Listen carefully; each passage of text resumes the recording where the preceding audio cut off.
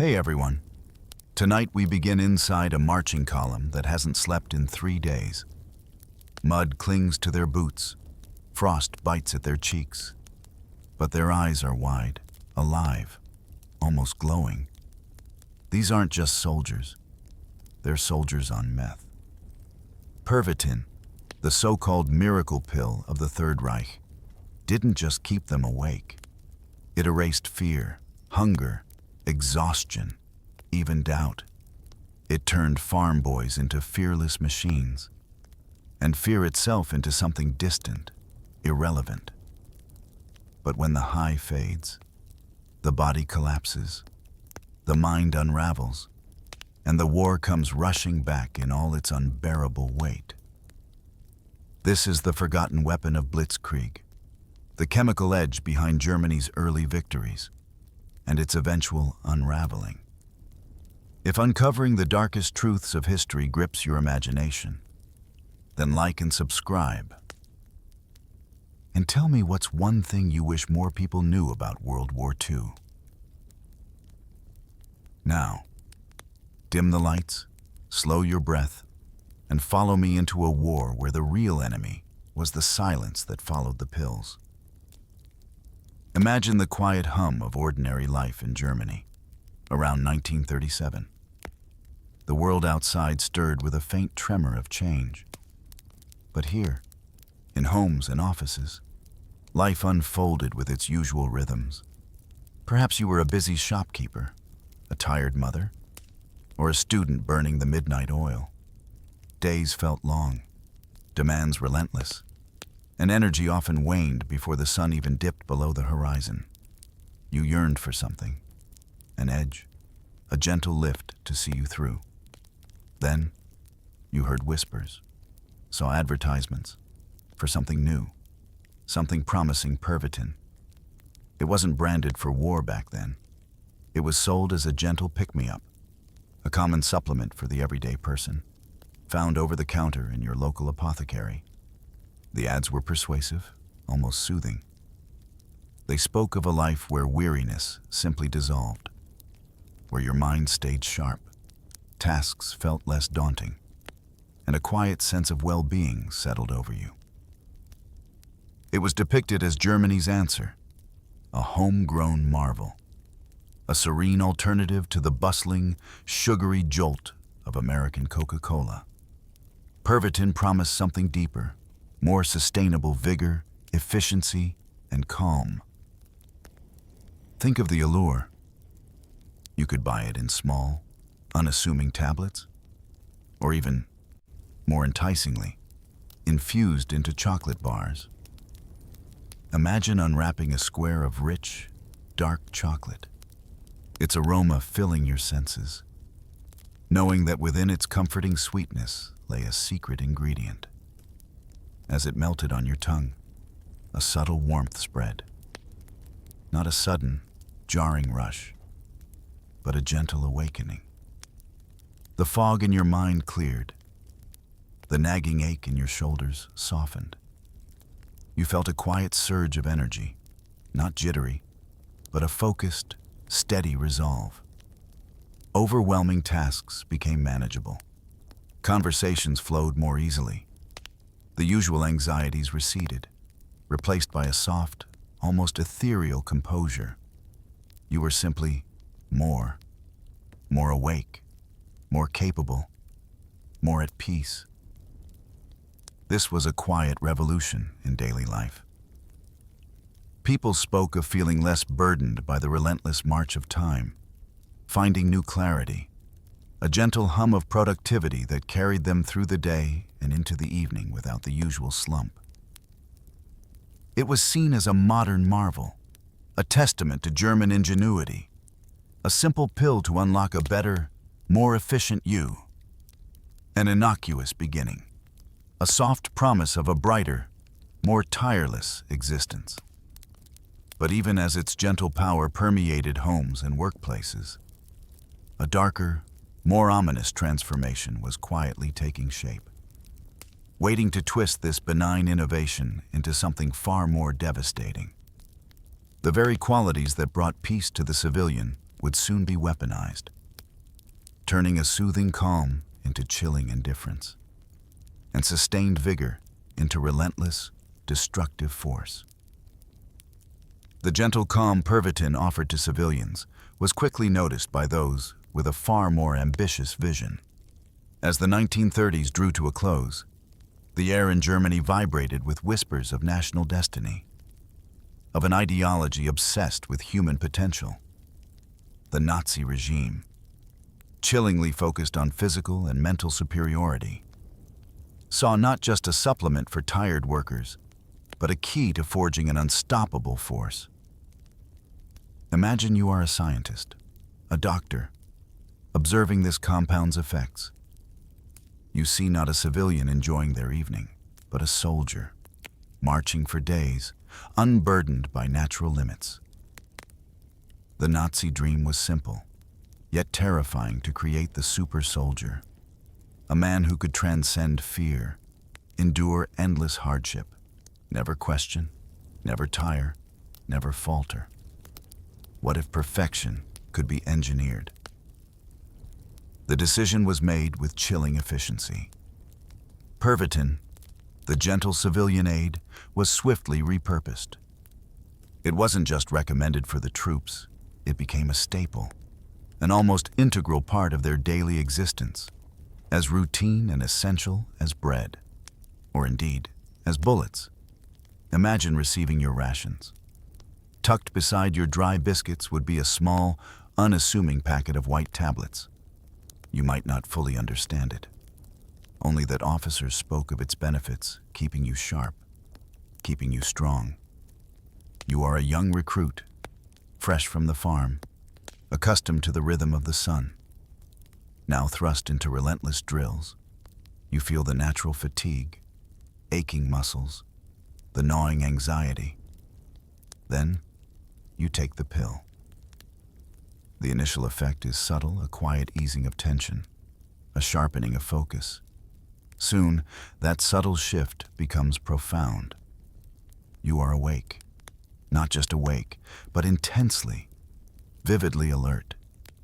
Days melt into nights, yet your eyes remain open, fixed on the horizon, senses keenly attuned. The cold that once bit less severe. The gnawing hunger recedes, and fear, the raw, visceral fear, it simply isn't there, replaced by a cool, detached sense of purpose, a strange, almost exhilarating feeling of invincibility. You move with tireless rhythm, mind clear, body a well-oiled machine. The world might blur from the relentless pace, but your inner vision remains sharply defined.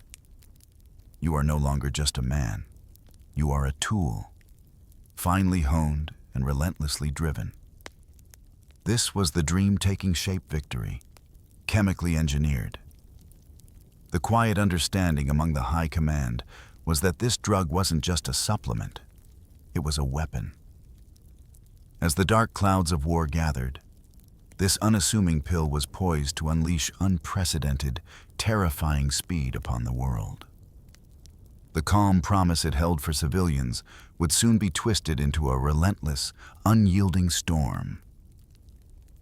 The year is 1939. The air crackles with an ominous energy. You are a German soldier, part of the surging tide poised on the border of Poland. Like so many others, you've taken the Pervitin. The familiar, subtle surge courses through your veins, banishing the last vestiges of sleep, of doubt, of human need for rest. The invasion of Poland begins, and you are part of the relentless advance.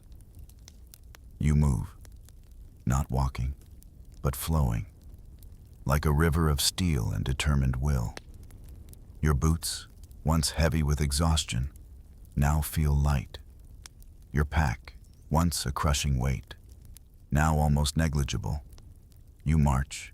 Kilometers melt away behind you. An unimaginable 60 kilometers, nearly 37 miles, without a single moment of true sleep.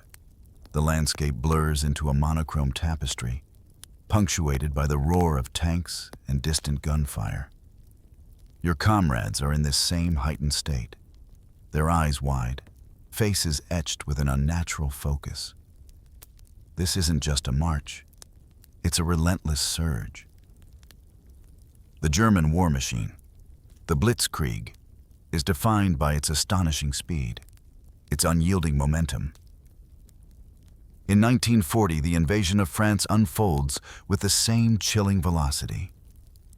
You advance through unfamiliar terrain, pushing past shattered defenses, through towns that gasp in surprise at your sudden, almost phantom-like appearance.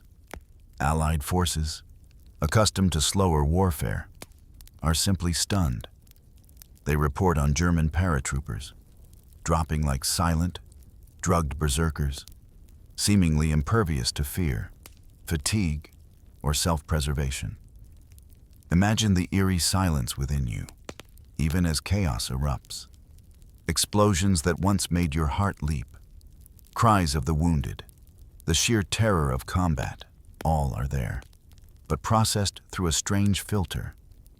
Your mind remains clear, almost detached. You react with precision, movements fluid and decisive. The need for rest, pangs of hunger, internal hesitation, gone, chemically removed, leaving behind a stark, efficient machine. As the Blitzkrieg sweeps through the Balkans in 1941, you continue this relentless dance of advance. Terrain changes, climate shifts, but your internal state remains unnervingly consistent. You move through heat and cold, mountains and plains, your body an instrument of pure will, fueled by the small, potent pills. There is a terrifying beauty in this efficiency, a sense of unstoppable force. The initial successes are staggering. Nations fall with a speed that defies conventional military logic. The world watches, horrified, as Germany achieves what seems impossible, driven by an unholy combination of strategic brilliance, raw power, and a chemical edge. You are not just a soldier. You are a testament to this new, terrifying warfare. A living embodiment of chemically engineered victory, but even in this rush of relentless advance, subtle shifts within your mind begin to take hold, sowing seeds of something far more complex and dangerous than mere invincibility. The quiet promise of the pill delivered overwhelming speed, but at a cost yet to be understood, a debt that would demand a terrible reckoning. As the initial surge of the Blitzkrieg gave way to the grinding reality of prolonged conflict, the quiet hum of Pervitin within you intensified, shaping not just your actions, but the very landscape of your mind. At first, it's profound relief. Imagine the relentless pressure, the constant danger, the bone-deep weariness. Then, the pill. The initial rush is exhilarating, a crystalline clarity, a laser-like focus, an almost boundless energy. You are a young soldier, barely out of your teens, facing horrors no one should witness. But with Pervitin coursing through your veins, something fundamental shifts. You feel truly invincible. Bullets whistling past seem to belong to a different dimension. The screams of the wounded, the acrid smell of gunpowder, the desperate faces of the enemy, all observed, registered, but somehow distant. Fear, that primal, gut-wrenching emotion, simply isn't there, not suppressed, but erased. And strangely, wonderfully, you feel a peculiar joy. Not giddy, but a deep satisfaction in your relentless efficiency, your unflinching resolve in the face of death. But this altered state, this shimmering bubble of invincibility, comes at a price. As days blend into weeks, and the pills become a constant, necessary presence, the delicate boundary between reality and delusion begins to blur. At first, it's subtle. The propaganda you've heard, the stirring speeches, they no longer sound like mere rhetoric. They become your truth. Something you feel in your bones, manifested in the world. You might start to see patterns where none exist, connecting disparate events with unnerving certainty. Nazi ideology, once abstract, solidifies into a hallucinatory reality within your mind. You become convinced of your absolute rightness, your unwavering purpose. The enemy isn't just an opponent. They are a malevolent force. Caricatures aligning perfectly with the darkest portrayals. No room for nuance, no space for doubt. Everything is stark, absolute, profoundly clear. This clarity, however, is a deception. Your mind, once a sanctuary, is no longer entirely your own. It has been subtly invaded, its natural filters bypassed. You are driven, yes, but by an internal engine running on synthetic fuel, distorting perceptions, coloring emotions, shaping your very understanding of the world. The world might scream with truth, but your chemically altered mind interprets it through a lens of unwavering, almost blissful, delusion. This state is terrifying in its effectiveness. It creates soldiers not just fearless, but deeply, almost religiously, committed, their beliefs reinforced by an internal landscape mirroring extreme propaganda. But what happens when the chemical wears off? When artificial clarity dissolves, and the true, unvarnished reality of war crashes back into a mind ill-equipped to process it. The seeds of dependency and breakdown are sown, transforming the soldier not just into a machine, but a fragile vessel, sailing on a sea of manufactured reality, dangerously close to true madness. The quiet joy of invincibility conceals a creeping usurpation of your very self. The initial euphoria, the boundless energy, the chilling clarity, these were Pervitin's seductive promises. But as the relentless pace of Blitzkrieg faded into the static horror of trench warfare, a darker truth emerged. The fleeting high, the engineered invincibility, demanded a price paid in the very fabric of the soldiers' bodies and minds. Prolonged use led to profound, insidious dependency. You found yourself not just wanting the pill, but desperately needing it. The day felt unbearable without it. Imagine you are in a dugout, cold and damp, artillery rumbling. You've gone too long without a dose. The familiar clarity drains away, replaced by a rising tide of discomfort. Your hands begin to tremble, subtly then uncontrollably. Nausea grips your stomach, your head pounds, and the constant fear, once suppressed, rushes back with vengeance, amplified, distorted. But it's not just fear. It's a simmering rage, an irrational fury erupting at the slightest provocation, directed at comrades, officers, the miserable reality of your existence. And then, the crushing despair, a deep, hollow depression, making another moment on the front lines unbearable torture. The addiction wasn't just physical craving, it was psychological torment. The very substance that promised to liberate you now held you captive. Soldiers, once seemingly unbreakable, exhibited alarming changes. Their focused intensity manifested as paranoia, a creeping suspicion that everyone was against them. They saw enemies in shadows, heard whispers in the wind, their minds twisting reality into terrifying delusion. Psychosis, a complete break from reality, became an increasingly common, tragic fate. In this despair, some soldiers reached a terrible breaking point. Self-harm became a grim, last-ditch attempt to escape, a self-inflicted wound, a plea for medical evacuation, any way out of the maddening cycle. The irony was brutal. The drug designed to make men unbreakable machines was shattering them from the inside out. You see it in the haunted eyes of your comrades, their gaunt faces, unpredictable outbursts. The once bright, confident spark extinguished, replaced by hollow desperation. Quiet whispers of complaint and fear grew louder.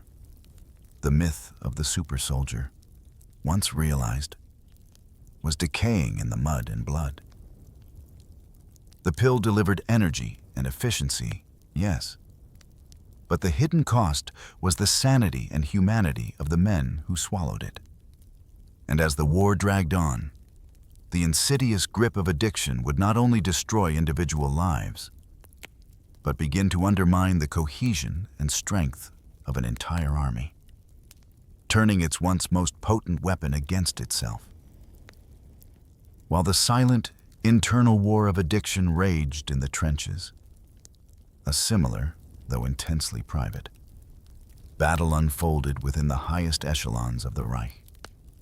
The man at its center, Adolf Hitler, the Führer himself, was not immune to Pervitin's insidious allure. In fact, he became its most prominent and tragically emblematic victim. Imagine the hushed corridors of the Führer bunker in the early 1940s. The air thick with cigar smoke, stale tea, and a faint, metallic tang. You are a shadow, watching as Hitler's personal physician, Dr. Theodor Morell, moves with proprietary air. Morell, a man of dubious ethics but immense loyalty, introduced Hitler to Pervitin, likely to combat his chronic fatigue, sharpen his focus, alleviate tremors. Imagine the initial relief Hitler must have felt, the surge of energy, the clarity, the renewed vigor. For a man carrying the immense weight of war, such a boost would be irresistible. What began as therapeutic spiraled into profound, debilitating addiction. By the early 1940s, Hitler was not just an occasional user, he was a heavy, daily user, relying on Morell's steady hand and constant supply. Watch him pace, perhaps delivering one of his infamous, erratic monologues. His eyes might burn with unnatural intensity, gestures wilder, pronouncements more extreme, his grasp on reality more tenuous. Historians grapple with his bizarre, catastrophic decisions in the war's later stages, theorizing with growing consensus that his physical and mental decline was inextricably linked to his drug use. The very clarity and boundless energy Pervitin initially provided gave way to the hallmarks of chronic amphetamine abuse, paranoia, irrationality, profound delusions. Consider the cruel irony. This was the Führer who preached racial purity, Aryan strength, dangers of decadence and drug abuse. His regime actively campaigned against narcotics as a sign of weakness. Yet, in the hidden recesses of his private world, the man who banned drugs had quietly become Germany's most addicted person. His body, once robust, became gaunt and trembling. His mind, once capable of chilling strategic cunning, increasingly swam in a sea of drug-induced fantasy. You see him arguing with generals, dismissing warnings, clinging to impossible strategies. Is this the clarity of a leader, or the stubborn delusion of a mind trapped in a chemical prison? The line becomes impossibly blurred. Decisions that cost millions of lives, that sealed Germany's fate, were perhaps not solely the product of twisted ideology, but also the distorted logic of a man whose brain chemistry had been irrevocably altered. The Führer's secret addiction cast a long, dark shadow over the entire war effort, mirroring the unraveling gripping soldiers on distant battlefields. The calm veneer of the leader concealed a deep, devastating dependence, a quiet, personal war with global repercussions. As the war stretched on, widespread Pervitin use permeated the Wehrmacht like a slow, insidious poison. This wasn't just about individual soldiers. It was about the collective mental and physical unraveling of an entire army. Imagine you are an officer, writing reports from the Eastern Front, your breath fogging in the frigid air. The words you commit to the page are increasingly grim. You document men collapsing mid-march, bodies giving out after days of unnatural wakefulness, minds no longer capable of coherent thought. You report on soldiers hallucinating orders, seeing phantom enemies in swirling snow or dense forests. Their perceptions so skewed they mistake comrades for foes.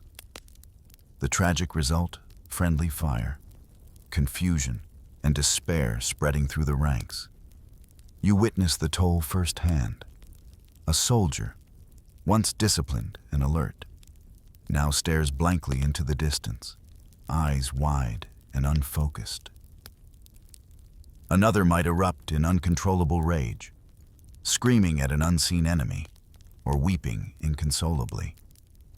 Emotional breakdowns become startlingly common, raw displays of shattered nerves. The constant tension, relentless combat, and brutal cycle of drug-fueled activity, followed by crushing withdrawal, stripped away these men's resilience. Reports fill your desk. Suicides, once rare, become tragically frequent. Desperate men, trapped in a nightmare, driven to the ultimate escape. Unit cohesion frayed. Trust, vital for a fighting force, eroded as comrades became unpredictable, erratic. You see the strain on even the most seasoned veterans, the quiet despair in their eyes.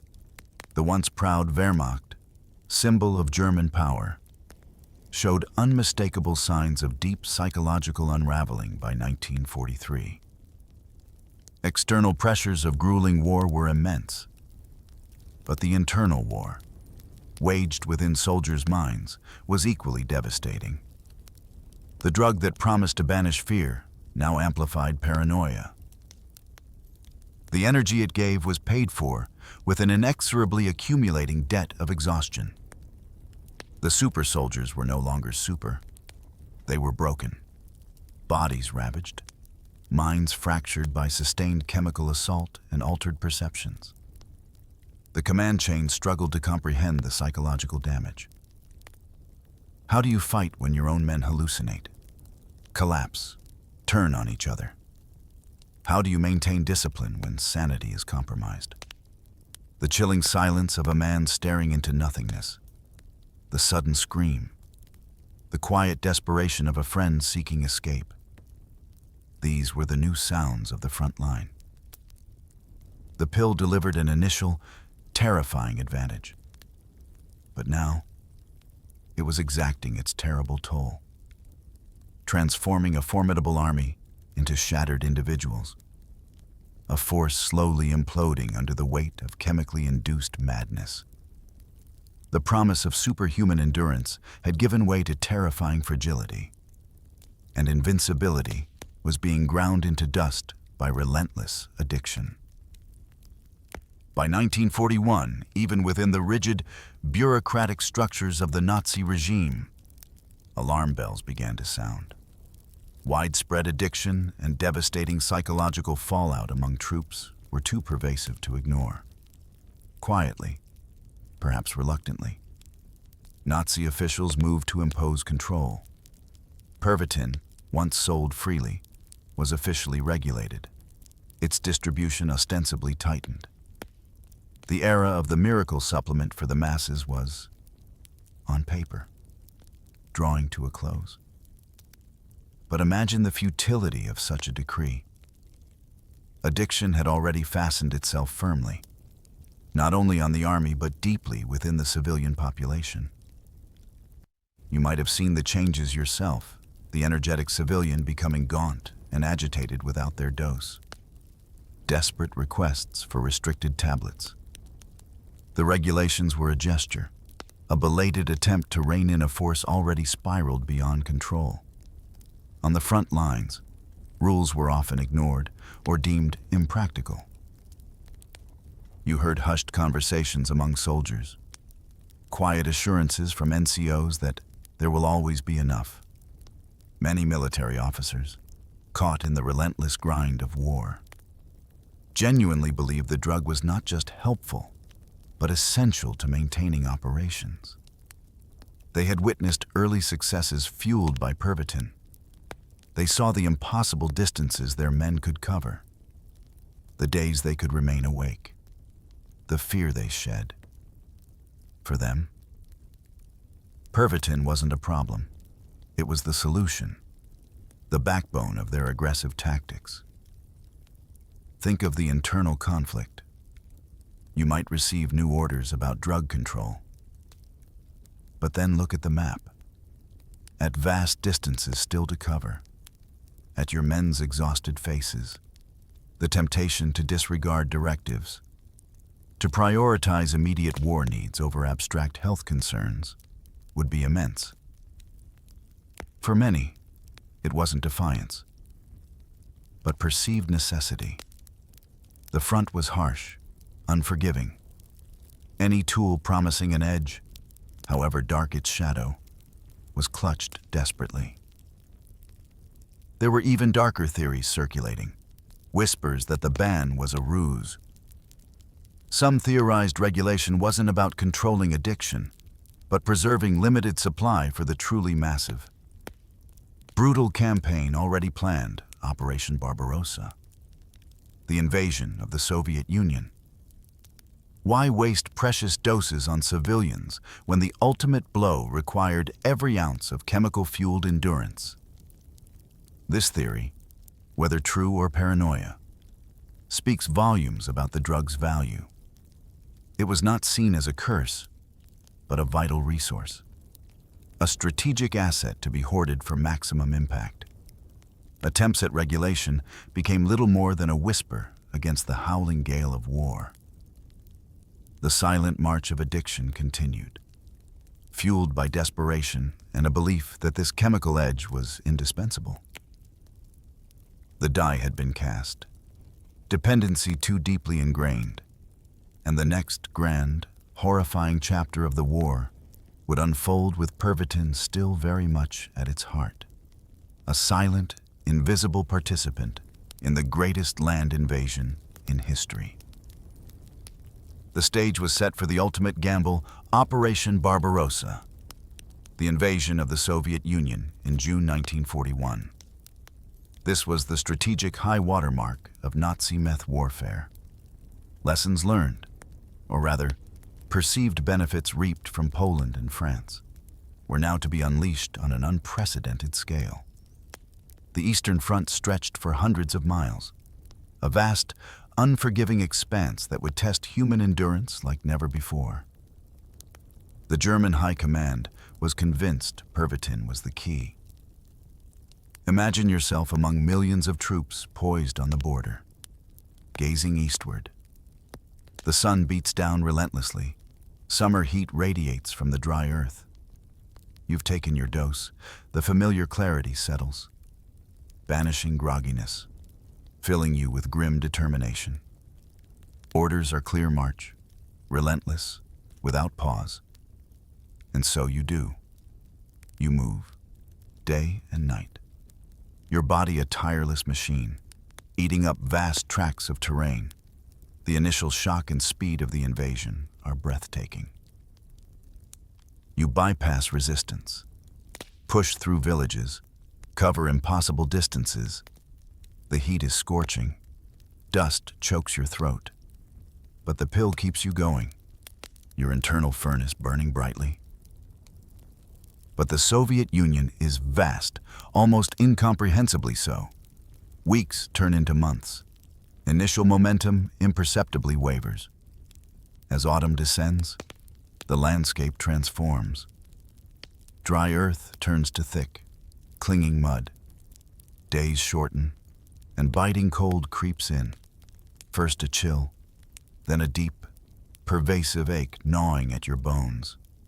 And then, the true horror of Russian winter descends. Snow falls thick and relentless, burying the landscape. Temperature plummets far below zero, freezing everything. The boundless energy Pervitin once provided begins to falter. The drug, once your companion, now offers less comfort. Doses might be less frequent, or the strain too immense for even potent stimulant to overcome. This wasn't just a battle against the Soviet army. It was against the elements, against the very land itself. Starvation becomes a grim reality. Supplies are stretched thin, communication lines breaking down. The gnawing emptiness in your stomach, once masked, now screams for attention. And withdrawal symptoms, once confined to rest, now plague you even as you march. The very substance that had kept you going so long now began to kill you. Your body, stretched beyond natural limits, collapses. The drug that promised invincibility delivered you deep into an unforgiving wilderness. And now, left you there, alone, to face the bitter harvest of its false promises. The hubris of chemical warfare was meeting the terrifying, unyielding reality of nature's wrath. As the brutal Russian winter tightened its icy grip, Pervitin's grand delusion began to shatter, not just for individual soldiers, but for the entire Wehrmacht. Supplies, once seemingly inexhaustible, dwindled to a trickle. The Eastern Front's vastness, coupled with brutal attrition and relentless cold, meant regular doses became increasingly scarce. Imagine the agonizing descent. Your body, pushed to breaking point by months of marching, starvation, and exposure, now screams in protest. The familiar withdrawal symptoms, uncontrollable trembling, debilitating nausea, agonizing headaches, return with vengeance, amplified by desperate circumstances. But beyond physical torment, the mental collapse is even more profound. Hallucinations, once fleeting, now become terrifyingly real, distorting your perception, turning shadows into enemies, whispers into shouted commands. You witness the devastating toll on comrades. Men who once marched tirelessly now stumble and fall. Bodies racked by convulsions, heart failure. From prolonged strain and chemical assault, becomes a common, silent killer. Disciplined ranks dissolve into desperate, broken individuals, many walking specters, eyes hollow, minds adrift in delirium and despair. The invincibility Pervitin promised was a cruel mirage, leading them to physical and psychological ruin. Back in command centers, the architect of this chemical war, Adolf Hitler, found his own addiction deepening. Dr. Morell continued administering a cocktail of drugs, but even these seemed to lose effectiveness against his worsening condition. His decision-making, once shrewd if brutal, became increasingly erratic, divorced from reality. His generals, witnessing forces disintegrate and their leaders' delusion grow, began to lose faith. The Wehrmacht, once invincible on meth, a force that swept across Europe with terrifying speed, began to implode. The drug that propelled its early successes now contributed to its agonizing demise. It didn't just fail to win the war, in a profound, tragic sense. Pervitin helped to lose it. It pushed men beyond limits, fostering a dangerous illusion of strength that ultimately led to overextension, starvation, and a breakdown in morale and sanity no military might could overcome. In the end, as the final bitter snows of war began to fall, Pervitin's legacy was not triumph, but profound human cost. It was a testament to the dangerous allure of quick fixes, of trying to chemically engineer destiny. The silence that followed the pills was not just the quiet of exhausted bodies and minds, but the echoing silence of a war lost, in part, by the very weapon that promised absolute victory. And perhaps, as the snow gently covers the vast, cold plains, the silent lessons of its deceptive promise remain, whispering softly in the quiet air. Foreign, the Second World War turned the globe into a battlefield over 80 years later. The war is fast slipping out of living memory, but the remains of that terrible conflict can still be found all around us today, from megabunkers to bullet holes, shipwrecks to cemeteries. I'm James Rogers, a war historian who is fascinated by these time capsules. They tell us the stories of death and glory, ingenuity and desperation now for the history. Hit YouTube channel. I'll be looking for the last traces of World War II on the 26th of May, 1940. The situation of the British Expeditionary Force in France was looking dire. Pushed back to the sea by the rampant German Blitzkrieg, the majority were now trapped in a pocket on the northern French coast. The odds were stacked firmly against them just before 7 p.m. that evening. Churchill ordered the evacuation. The eyes of the world would be on the French port of Dunkirk. What happened over the next few days would go down in history, an audacious attempt to get as many out as possible failure would have meant certain defeat for the British. It would have meant surrender. The Germans were slow in closing the pocket around Dunkirk, thanks in part to a stiff rear guard action put up by the Allies to minimize the risk to their own troops. The German High Command ordered the Luftwaffe to put an end to any ambitions of escape by destroying the city and port from the air. And there is still evidence of that brutal onslaught on Dunkirk's buildings today. This is St. Eloire Church, and you can see the massive chunks taken out of the stone here now. This occurred during the First World War, which is astonishing to think, and in fact it was rebuilt after the war. This would have been taken out by bits of shrapnel, or perhaps even machine gun fire. You can even still see the bullet holes that litter all the way across the facade of the church. Now the astonishing thing is that in the Second World War, incendiary bombs took this whole building out. It was left a burnt-out shell, but still today, you look on the front here, and you can see all of the bullet holes you can buy in the First World War and the Second World War damage, and the clear thing to see is you don't want to be in Dunkirk. When there's a world war, the bombing raids were devastating. It knocked out the town's water supply, meaning fires couldn't be put out, and over 1,000 civilians were killed. Crucially, though, for the British, the port, the best means of escape, was crippled and put out of action, realizing that evacuating the men directly from the beaches was going to be far too slow.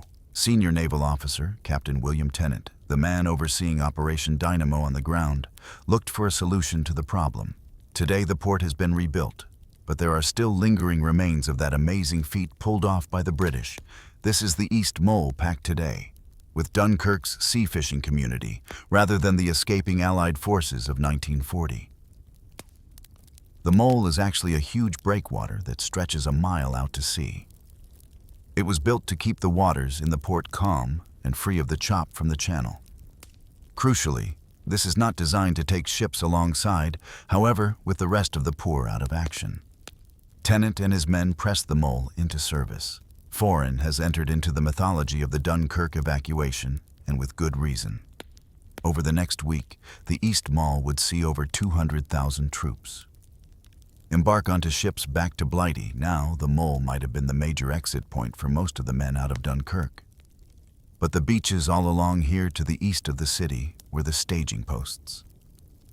Look, these beaches saw snaked queues, thousands of men long, all waiting either to get onto the mole into the port or to be taken off by smaller craft directly from the beaches.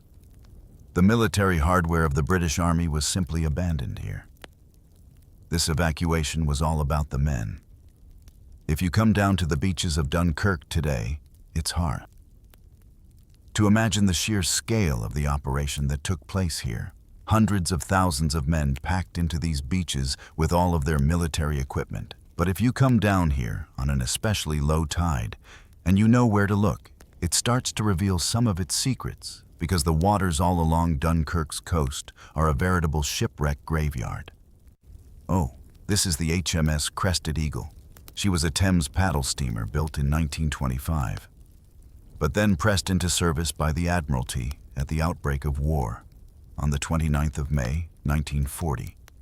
She docked alongside the East Mall and took on board 600 men as she steamed away bound for Britain. She took a direct hit from Stuka dive bombers, causing her to catch on fire for an attempt to save the men. The captain ordered her to run aground on the beach here. But despite his efforts, 300 were killed since that day over 80 years ago. The wreck of the HMS Crested Eagle has lain here battered by the tide and picked over for shellfish by locals. It's doubtful she will last another 80. But today, she still remains as one of the last visible traces of Operation Dynamo here at Dunkirk. She was just one of hundreds of ships of all sizes that were deployed, from huge naval transporters to the famous flotilla of little ships, and just one of over 250 that were wrecked all along the coast. Despite the enormous losses of both men and material, Operation Dynamo saw 338,000 Allied troops transported to safety. It was a victory of sorts, snatched from certain defeat and an uncertain future. Laughs the scars on the buildings, the mole and the wrecks that litter the coast. All serve as a lasting reminder of that incredible 10 days in the summer of 1940 that kept Britain in the war, after 3 years of almost non-stop victories for the Axis powers. Things began to look a little different. The Nazi invasion into the USSR began to falter, stuck fast by the icy eastern winter, and the USA, provoked by the Japanese attack on Pearl Harbor, entered the war on the side of the Allies with the might of the U.S. to the west and a wounded but not yet defeated Soviet Union to the east. Hitler faced the nightmare position of fighting on two fronts. In response to this, on March 23, 1942, he issued Directive 40. In the days to come, the course of Europe will be seriously exposed to the danger of enemy landings. The improvements of fortifications are to be so made that the main defensive effort lies in those coastal sectors that are the most probable sites for enemy landings. The directive tasked the Third Reich with creating a bristling fortress along the Atlantic coastline. This was a static defense network that was meant to be impenetrable to attack. This was the birth of the Atlantic Wall. Hitler's theory was a defensive wall on the Atlantic coast would protect his flank facing towards the UK and the USA. This would allow him in turn to throw the might of his armies against the Soviet Union, defeat them once and for all, before turning his attentions back to the West. This was to be an enormous undertaking, and in order to achieve it, he turned to his gigantic engineering organization. Organization Todt, founded by Ireland, National Socialist Fritz Todt, he oversaw the biggest civil and military engineering projects in the Reich, from the building of the Autobahn to the Siegfried Line. However, the Atlantic Wall would be a project on another level entirely, and the man responsible for it was Organization Todt's Franz Xavier Dorsche. The question was where to start. Nazi High Command were convinced that the Allies would need a major port as a gateway into Europe, so places like Ostend or Calais or Esbjerg here in Denmark. And so it was these ports that were bolstered with new defenses. They were the first bastions of the Atlantic Wall. These ports became fortresses packed with men and materials to repel any attempt at capturing the port and allowing the Allies a foothold in Europe. But it became very clear to Nazi High Command that there were still vast waves of undefended European shoreline to remedy this. Hitler ordered a new directive. He wanted 15,000 bunkers built along the entirety of the European coast. And he wanted it done in 7 months. An impossible task. Hitler was now obsessed by his wall. Albert Speer, the Nazi architect, noted that Hitler would be up late at night sketching out bunker designs himself, remarking that his designs met all the requirements of a frontline soldier, not wishing to question the Führer's wisdom. These designs were often adopted without revision. By the Todt engineers, the west coast of Denmark has some of the best preserved remains of the Atlantic Wall, stretching almost as far as the eye can see down the coastline. There are hundreds of bunkers right on the beaches. These pillboxes and bunker emplacements were built for a variety of reasons. Some as forward observation posts, others as machine gun or anti-tank emplacements. One thing they have in common is that they are all built to a very specific set of rules. Regelbau, the Regal Bell, was a sort of instruction guide on how to build the bunkers, determining the thickness of the walls, position of gun ports, and the facilities inside it. Meant that whether it was here in Denmark, up in Norway, down the Normandy coast, they would be built exactly the same way, tested and measured to provide the right defensive and offensive power. The Regal Bowel also meant that these flat-packed bunkers could be erected quickly with whatever unskilled labor that could be found in the local population, whether forced labor or even paid local labor.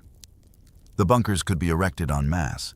The bunkers were first made from wooden scaffolding into which the concrete was then poured. Even today you can still see the impressions from the wooden plankings in the concrete once set. Heavy metal doors and gun slits would be fitted, and the weapon systems would then be introduced. Machine guns or anti-tank cannon, these would be the front line against any Allied invasion. Hitler and Goebbels were quick to capitalize on the new sections of the Atlantic Wall. They pumped out masses of propaganda, both to the German people and their enemies. The message was clear: Germany was still a force to be reckoned with, invaded home. Your peril, Deutschland foreign. But despite the bold propaganda about the Atlantic Wall, in private questions, were being asked about the value of the wall project. Albert Speer was concerned about the escalating cost. Billions of Reichsmarks, over 17 million cubic yards of concrete, and 2 million metric tons of iron in barely 2 years' material. And money that was being directed away from Germany's desperate armaments industry. There were also concerns about just how effective the war would be, should an invasion come. Field Marshal Gert von Rundstedt, the commander-in-chief of Western forces, remarked that it was merely a propaganda wall, and pointed out that it doesn't suffice to build a few pillboxes. One needs defense in depth, despite the efforts of WWII organization Todt by the May deadline. Only 30% of the 15,000 bunkers that Hitler ordered were complete in November 1943. A new man took over the role as General Inspector of Western Defenses. The Desert Fox Field Marshal Rommel. Rommel was appointed commander of the Africa Corps in 1941. And he had witnessed firsthand the Allies' ability to plant troops on Nazi-held shores. On assuming his new role, he immediately took a tour of the length of the Atlantic Wall to inspect the work that had already been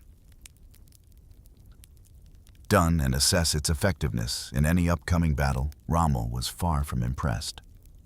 He knew the battle for Europe was going to be won and lost on these beaches, and the bunkers and the men here were far from up to the job. So wrong was set to his task of trying to improve these defenses and make them viable for the defense of Europe. Albert Speer remembered one particularly blunt conversation between Hitler and Rommel after his tour of the Atlantic Wall. He was critical of the design of the bunkers and said, "We must repulse the enemy at his first landing site.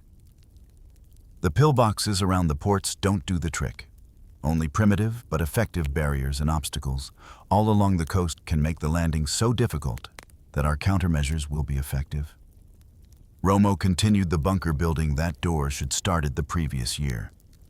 But instead of spreading them across the length of the beaches, they were organized into Vita Stan's nest resistance points. This allowed the bunkers to work.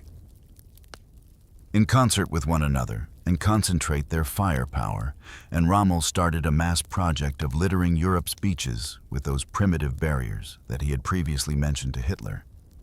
Czech hedgehogs and Belgian gates would ensure the Nazis dictated where the Allies would land if they wanted to get into Europe, and minefields would be packed into areas that were less well defended by bunkers in Denmark alone, over one.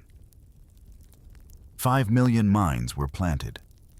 The Atlantic coast was to be turned into a kill zone for invading Allied forces.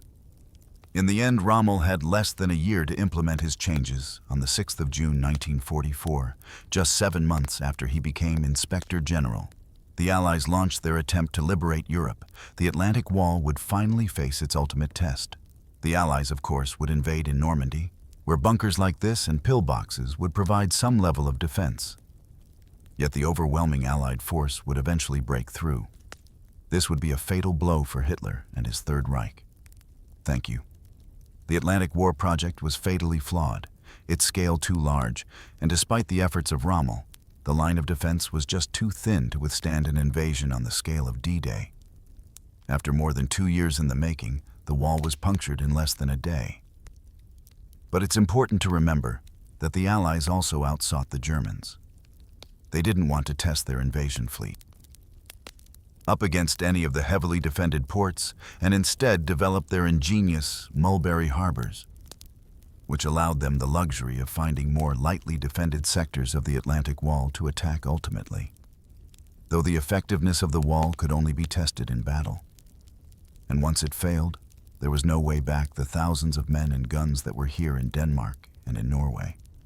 The Netherlands and Belgium, set in concrete and facing towards Britain, were rendered useless.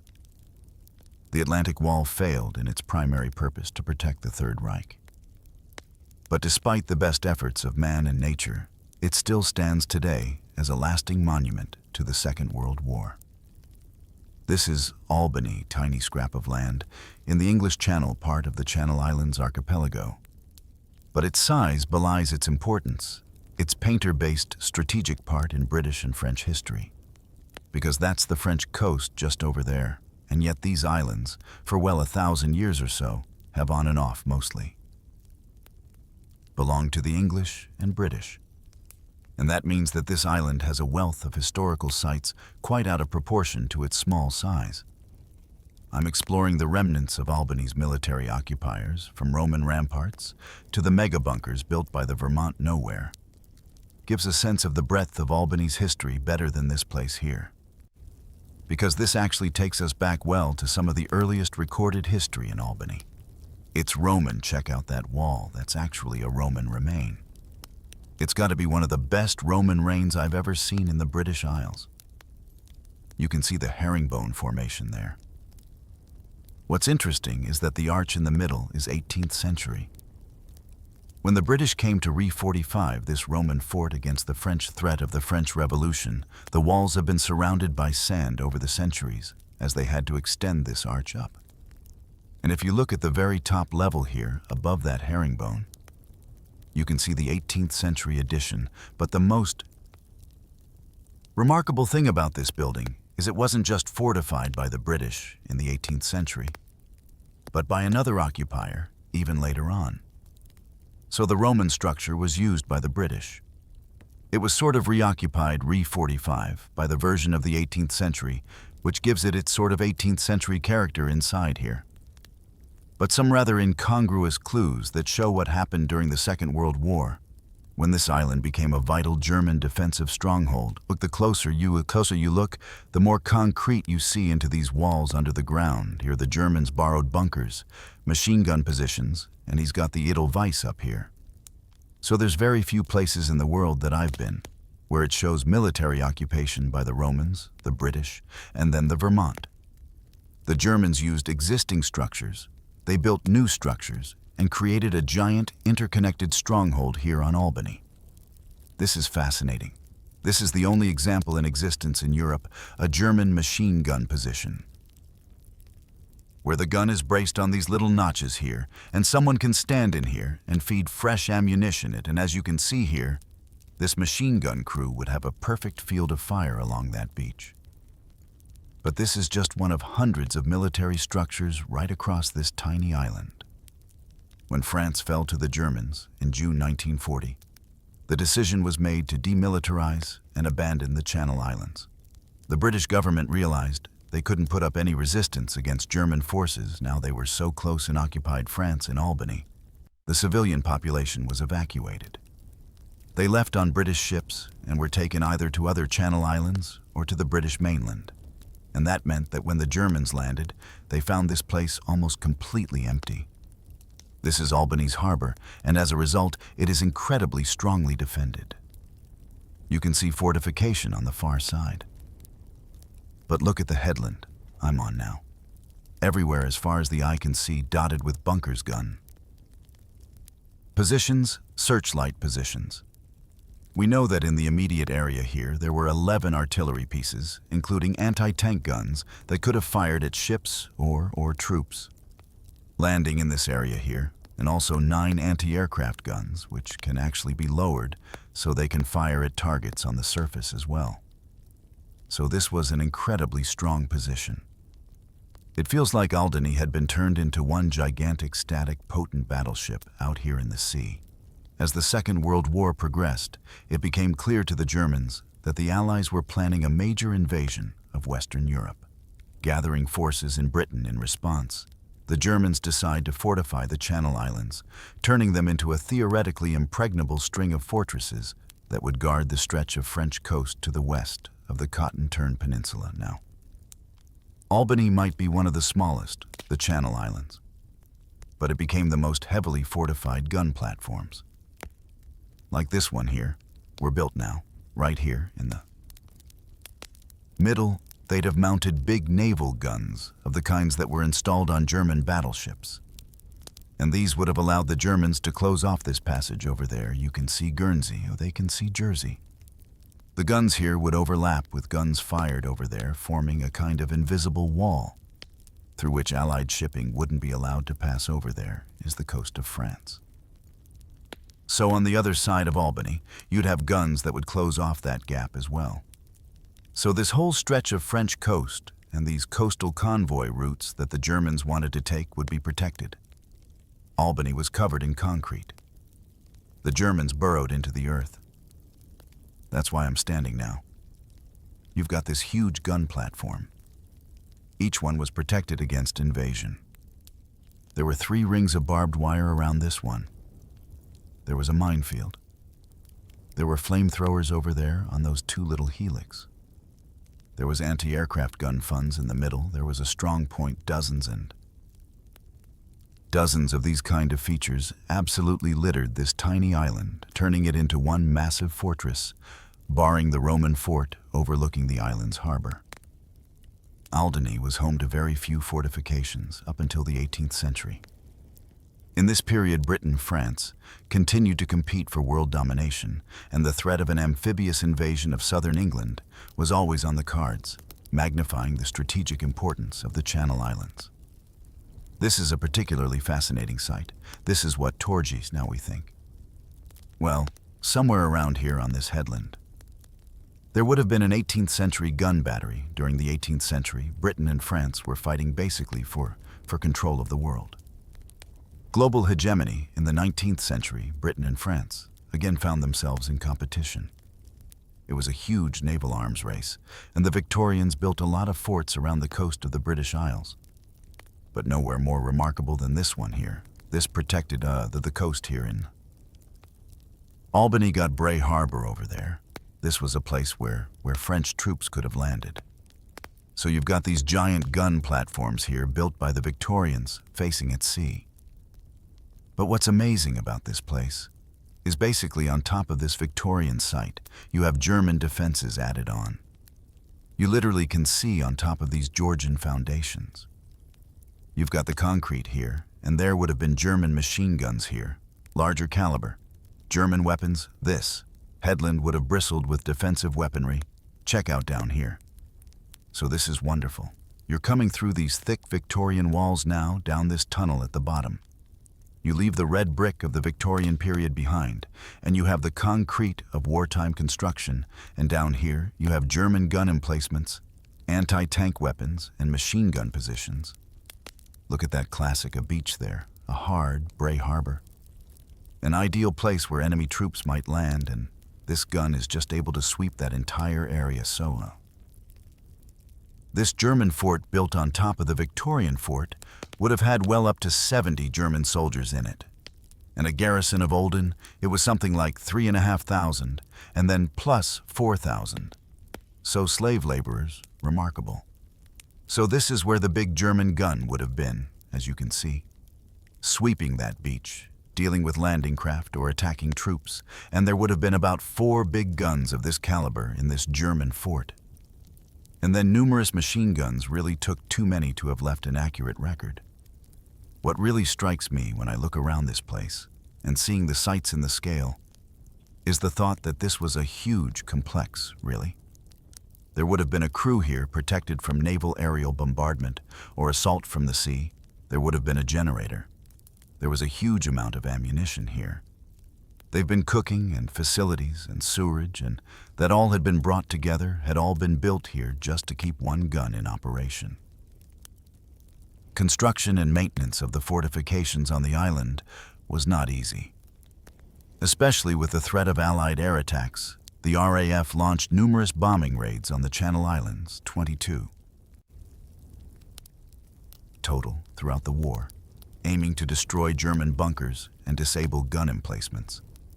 The Germans had to be prepared, so it wasn't just guns that were positioned all over the coast here in Alderney. They needed searchlights because many of the giant Allied air formations that struck targets in Europe would do so at night, so this is a great example of a searchlight position. These have been huge searchlights, 60 centimeters in diameter. They had to be moved on these tracks, and they'd have been here on the coast, looking to pick out these giant Allied air. Armand, as they're heading over to bomb targets, particularly in July and August of 1944, in the Great Battle for Normandy. And then once they've been picked up, then the German anti-aircraft positions could try and shoot them down. There were 37.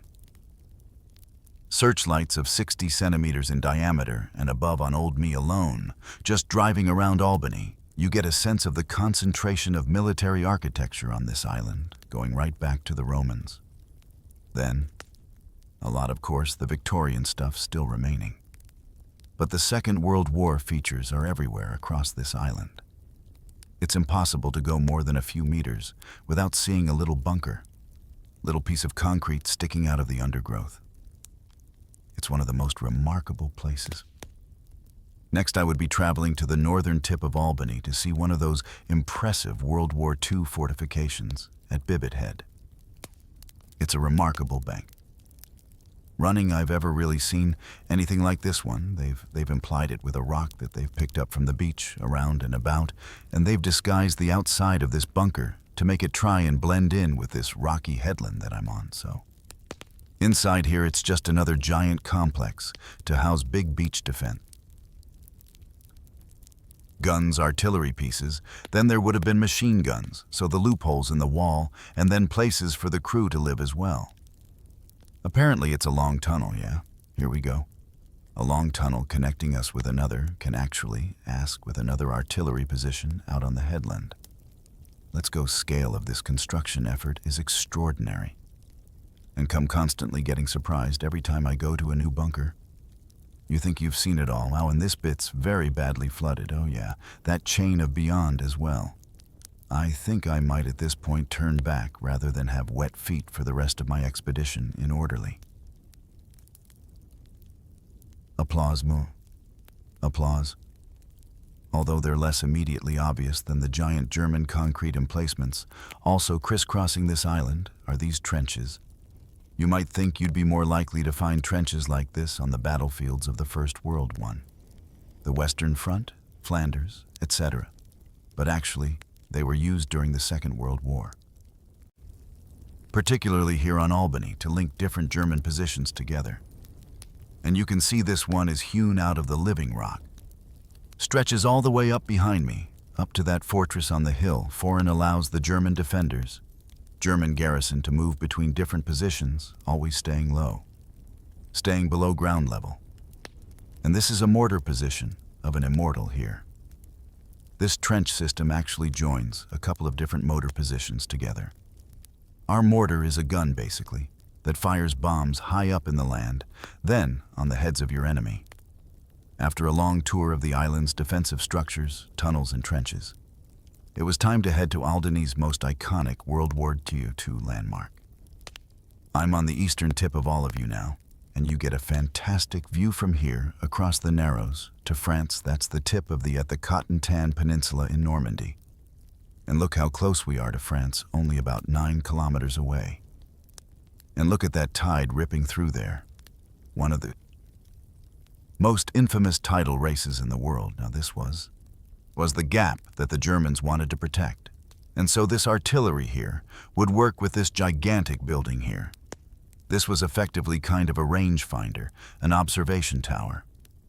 Each of those 3 layers had German observers looking out to sea, and then each of the 3 layers talked to a different battery. Underground telephone cables went out to a battery of big, heavy guns that could then work to bring down gigantic weight of fire on enemy ships. Spotted through their enemy ships, foolish enough to try and get through this gap. Because there's another set of giant artillery pieces on the French coast as well.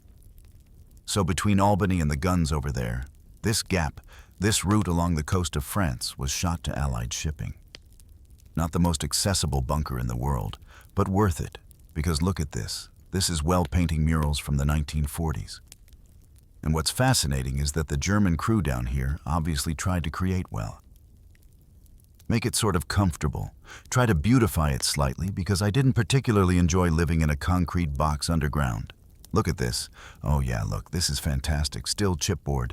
So providing a sort of inner wall covering up the concrete, just making the room feel a bit warmer, feel a bit less barren. And these, there would have been, I think, beds that would have hung down from here. You've still got some of the fittings up there, so they would have had chained bunks along here. Wow, check this out.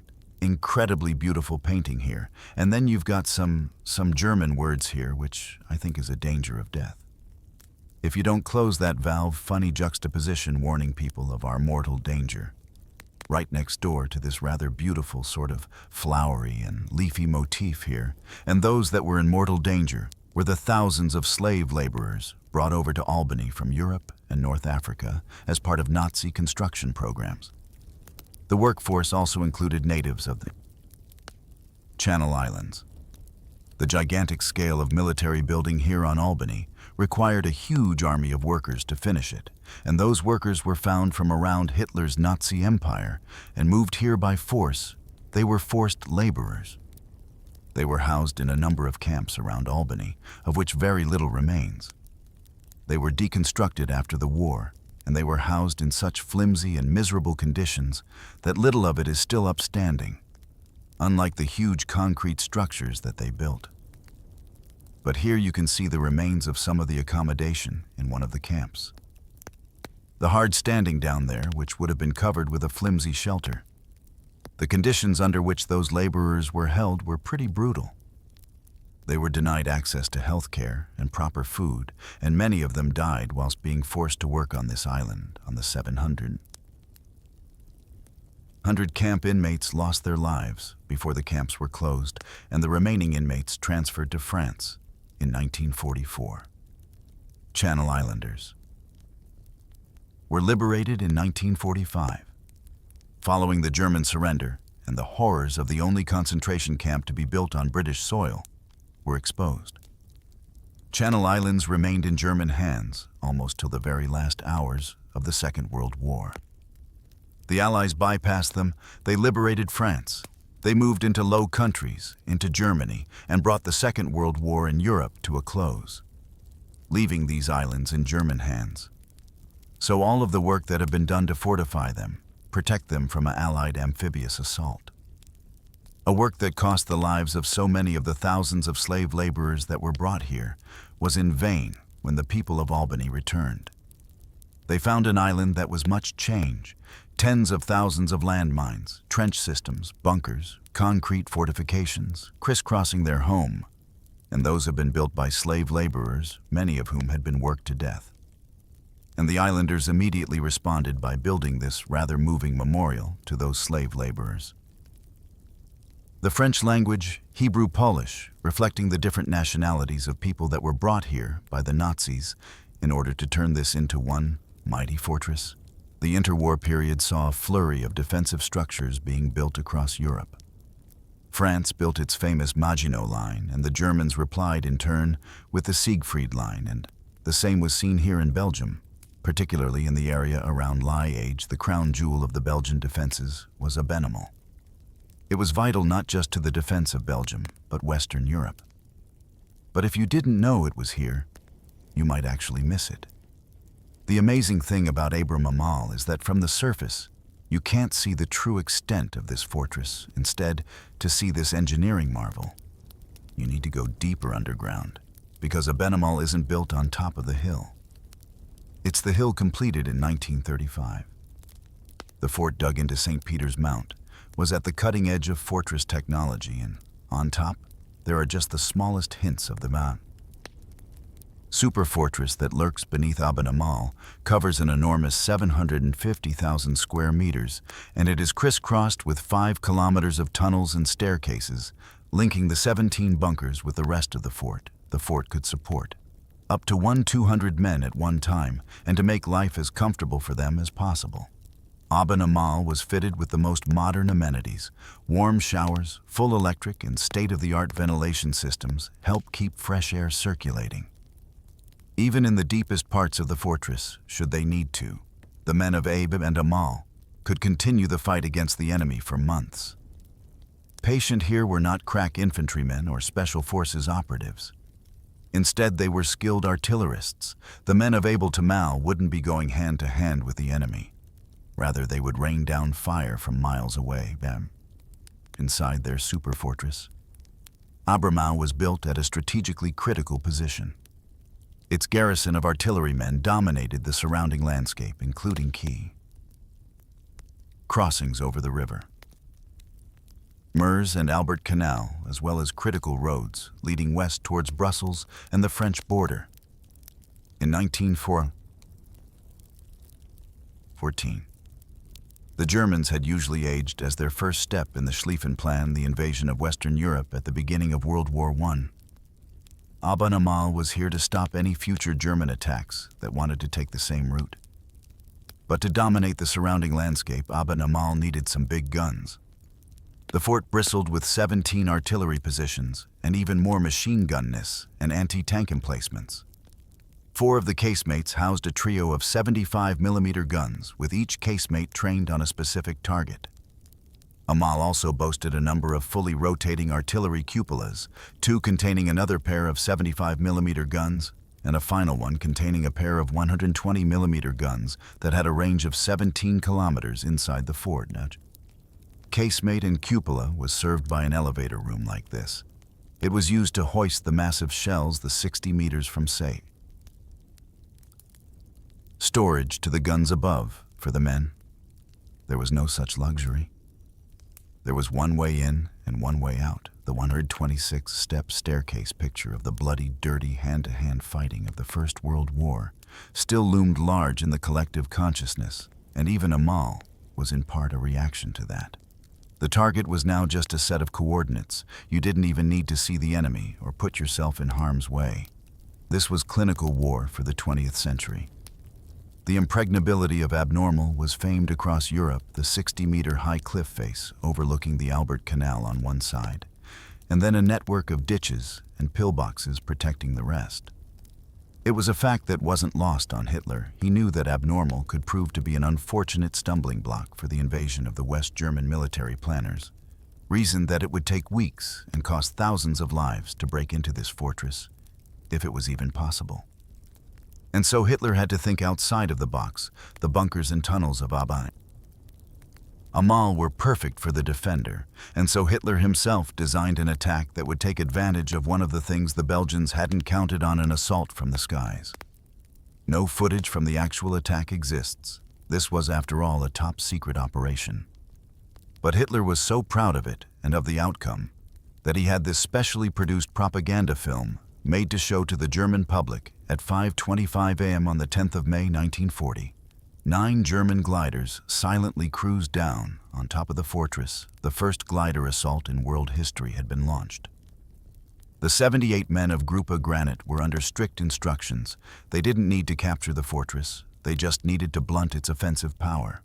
German reconnaissance had identified the locations of the batteries, and now the group went about their business quickly and methodically. They brought with them flamethrowers and novel 50-kilogram shaped charges designed to focus the explosive energy of the weapon. They had no need to try and break into Alderney. They would smash the guns from the outside. Confusion inside Alderney reigned, in fact. Some of the garrison didn't even realize they were under attack. One famous incident saw a Belgian officer calling a casemate wanting an urgent update. A German then answered the call, and after listening to a moment of panic, French, he coolly replied, "Here are the Germans within a few hours." The guns had been silenced. Alderney was crippled. The Belgian army launched a desperate attempt to free the fort, but they were repelled from the massive garrison of almost 1,000 Belgian troops. 24 were killed, and Alderney, once a crown jewel of Belgian defenses, became a prison for the rest. On the 11th of May, the fort formally surrendered. It was a stunning victory, and was so highly prized by Hitler that he personally thanked each man who participated. Was, and still is, a fantastic feat of engineering. But it was built to fight the war of the past, not the one of the future, the Allied invasion of Normandy in June 1944 was one of the most spectacular pieces of military planning in history, with every element planned to the tiniest detail. But one of the biggest problems the Allied planners faced was exactly how to provide the invasion force with the supplies they needed to sustain the assault, and without access to a major French port. The disastrous Diet raid in 1942 had showed that capturing a heavily fortified French port would be extremely costly and had absolutely no guarantee of success. And so Allied planners came up with a rather ingenious solution. Instead of risking the lives of thousands of troops by taking a port like Le Havre or Cherbourg, the Allies decided to bring one with them, and you can still find remnants of that on the beaches of Aramash. Aramash was at the heart of the Gold Invasion beach.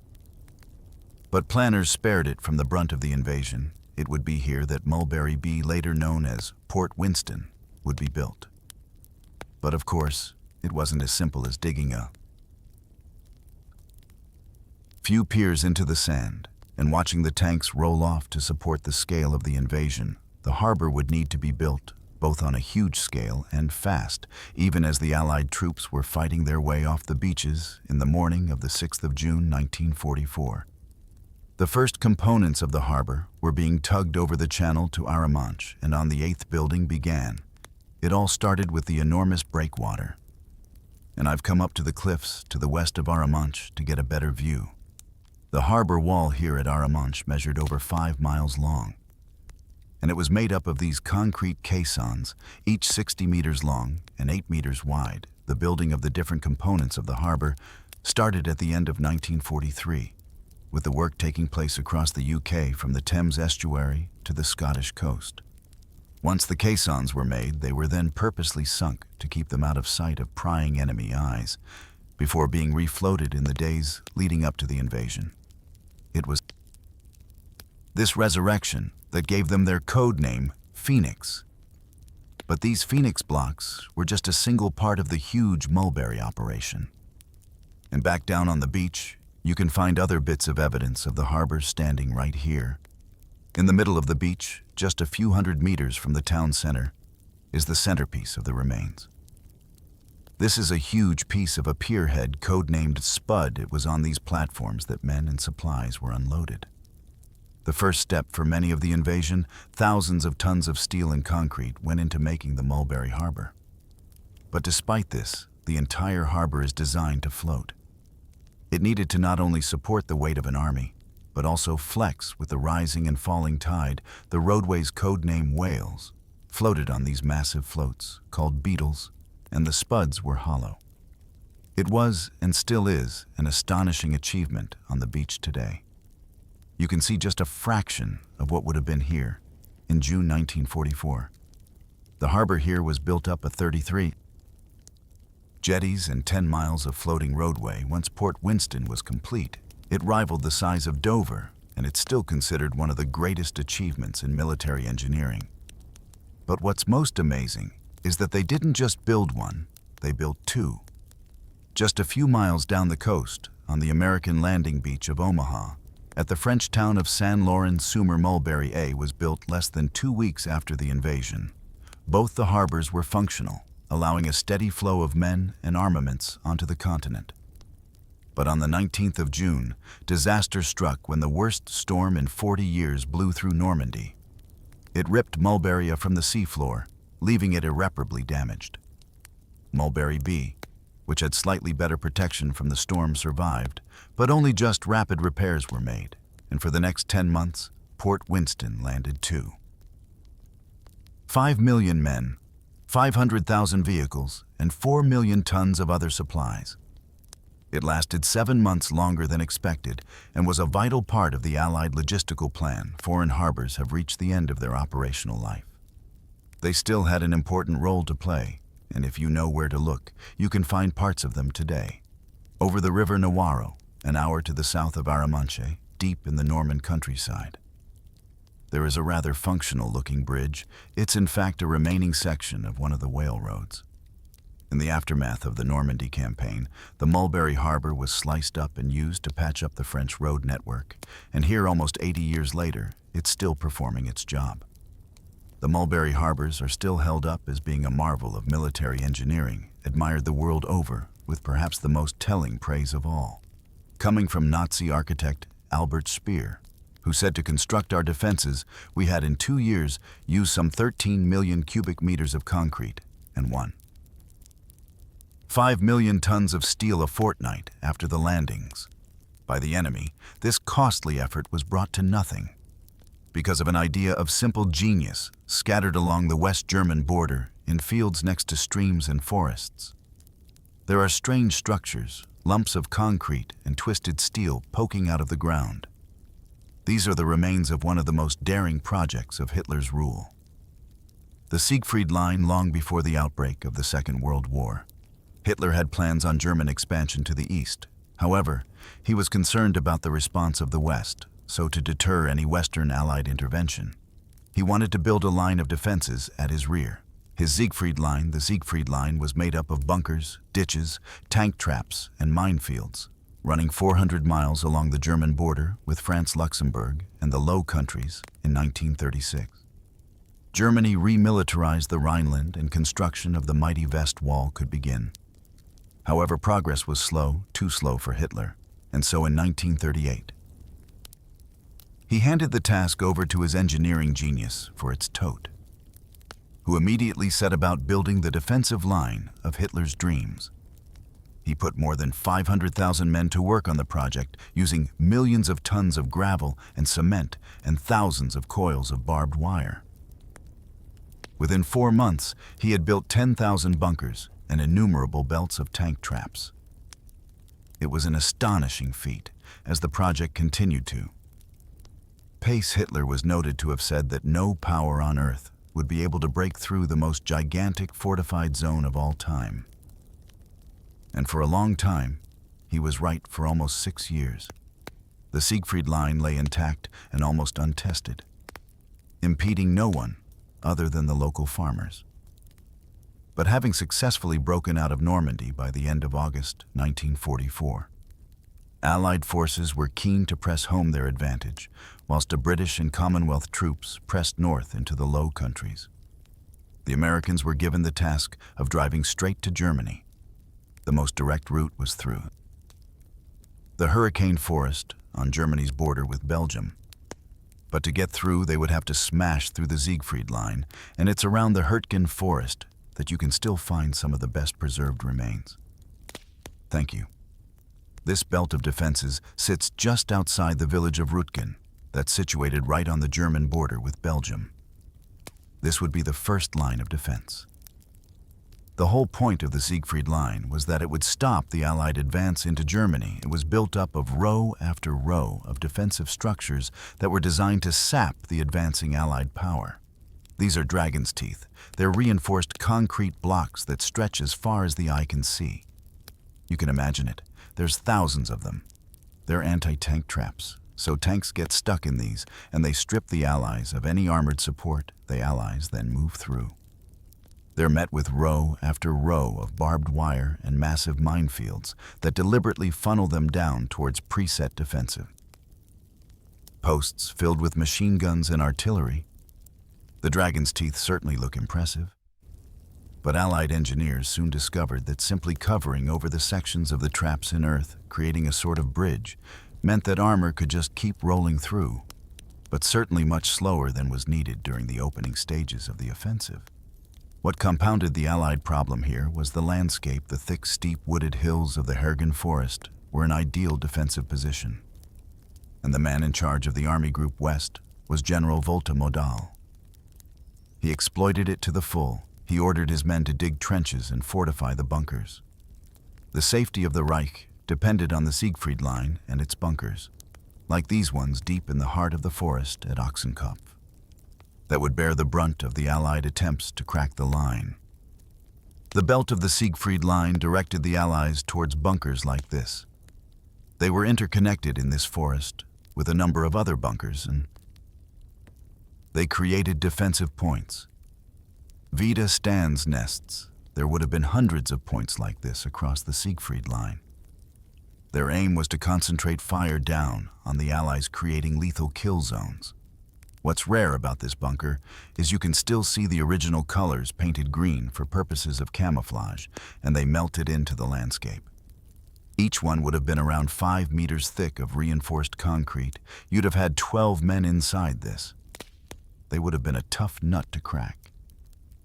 You would have had barbed wire all across the top and probably a machine gun post up there as well for extra measure, along with the trenches all around the outside.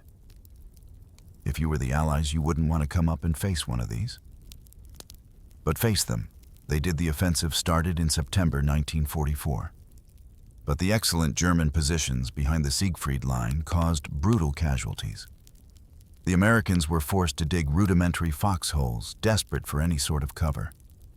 And you can still find evidence of those positions here in the forest today. Over the next 3 months, more and more troops were thrown into what became known as the American meat grinder. By the 16th of December, the Americans had lost over 30,000 men. And the whole offensive ground down to a bloody stalemate the Siegfried Line had held for now in early 1945. Renewed assaults along the length of the line meant that it was eventually punctured, and instead of being a formidable fortress once captured. As de Patton reportedly said, the Siegfried Line became a monument to man's stupidity. But even today, traces of the Siegfried Line can still be found. Not a monument to stupidity, but to those men who died whilst fighting along it. Thanks for watching this video on the History Hit YouTube channel. You can subscribe right here to make sure you don't miss any of our great films that are coming out. Or if you are a true history fan, check out our special dedicated history channel, historyhit.tv. You're gonna love it.